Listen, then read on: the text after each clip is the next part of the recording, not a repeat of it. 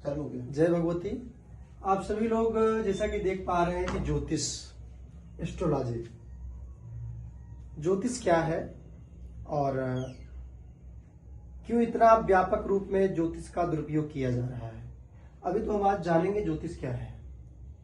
जैसे ज्योतिष एक पिता है, ज्योतिष के 18 प्रवर्तक हैं, परंतु यहाँ ज्योतिष के बारे में जानते हैं क्या ज्योतिष क्या है।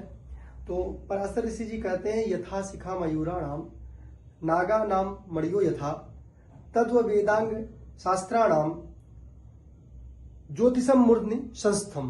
अर्थात कहने का तात्पर्य है कि जिस प्रकार से हजारों लाखों मयूरों के शिखी में कलवी लगी होती है, जैसे हजारों मयूरों का समूह होता है और उन मयूरों में किसी एक मयूर के पास उनके शिखी में कलवी लगी रहने की वजह से या दिखने की वजह से उस मयूर की शोभा बढ़ जाती है।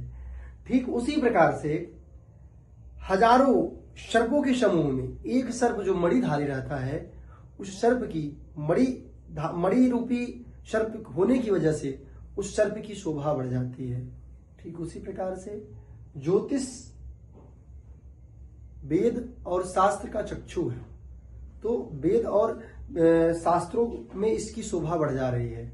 ये वेद और शास्त्रों में मूर्धन्य है। ज्योतिष को वेद का चक्षु कहा गया है और ज्योतिष कालखंड की गणना करने वाला विषय है। भूत भविष्य वर्तमान यह बता सकता है। ज्योतिष ज्योति धन ईशा बराबर ज्योतिष है, इस धातु से ज्योतिष लिया गया है। और ज्योतिष के जैसे कहते हैं कि ज्योतिष कोई, अब सपोज दैट हम आपको अपने भाषा में समझाना चाहते हैं, तो ज्योतिष एक पिता है और ज्योतिष के 3 पुत्र हुए। अब कौन कौन से हुए? यहां पे ज्योतिष के पहले पुत्र है सिद्धांत। सिद्धांत जी आए, फिर उसके बाद ज्योतिष कहे नहीं, अभी एक पुत्र और, फिर संगीता का जन्म हुआ, अब फिर यहां से होरा आ गए। अब 3 के बाद ज्योतिष ने अब नहीं, अब ये हमारे 3 बच्चे हैं। अब इन 3 बच्चों में सबसे पहले सिद्धांत, यहाँ सिद्धांत के भी भाग है, तो संगीता के भी, होरा के भी। लेकिन आज हम बहुत ही छोटे वीडियो में बनाना चाहते हैं कि होरा क्या है, होरा के विषय में हम चर्चा करने वाले हैं। तो कहते हैं कि सिद्धांत में गणितीय प्रतिपादन किया गया, सूर्य सिद्धांत ही है 3। उसके बाद संगीता में आप जैसे चरक संहिता देख सकते हैं, आयुर्वेदिक का बहुत बड़ा इसमें लाभ है। और होरा आप देख रहे हैं, होरा अर्थात जातक खंड। होरा क्या है? अहोरात्र, रात और दिन के परिमार्जक कहते हैं, रात और दिनों का जो कालखंड है। अब यहां से अ निकाल दीजिए, अब कहा गया जैसे यहां से अ निकाल दीजिए, ठीक, और यहां र निकाल दीजिए, ठीक है। अब क्या बचा? होरा बचा। तो होरा क्या? 1 घंटे के लगभग समय को जो किसी विशेष ग्रह के प्रभाव में होता है उसी होरा कहते हैं। या दिन और रात के समय को जो ग्रहों के अनुसार जो बांटा जाता है उसे हम होरा कहते हैं।